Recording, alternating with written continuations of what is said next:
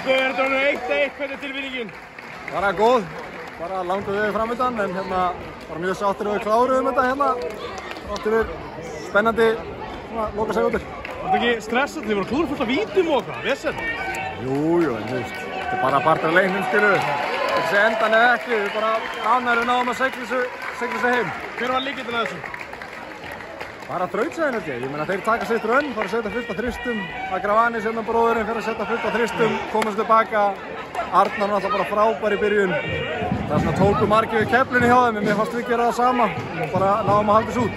Hvernig að spila í þessu stemningu? Það er bara geðveikt. Ég bara elska hvernig alltaf þessar orðið sko. Bara þessi stemning sem er hérna umgjörðin og geggja að fá Tindastólsmenn líka. Bara þvílík læti í þeim. Það er bara það sem maður vill, skilur.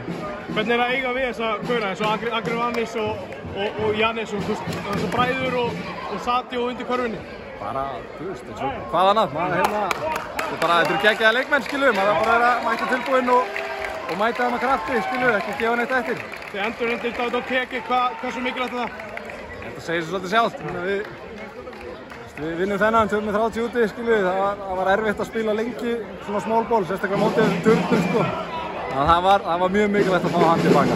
Gott að sjá hvernig hann byrjar þetta bara sterkt. Já, algjörlega. Tommi er samt bara frábær inn í byrjun, sko. Kemur og gefur okkur kraft. Við viljum bara gefa honum traust og sjálfstraustur hann sjálfan að byrja svona. Kemur inn á og það bara dettur ekkert niður. En bara frábært að vera með að báða. Hvað þurfum við að gera þess að vinna í Svíkinu? Bara þetta, skora meira. Nei, við þurfum bara að vera tilbúinir og mæta, þú veist. Bara, þeir pöntuðu okkur svolítið síðast, skilju. Við þurfum bara að mæta með sama aggression, en þeir munu mæta vitlausir þar, sko. Takk fyrir þetta.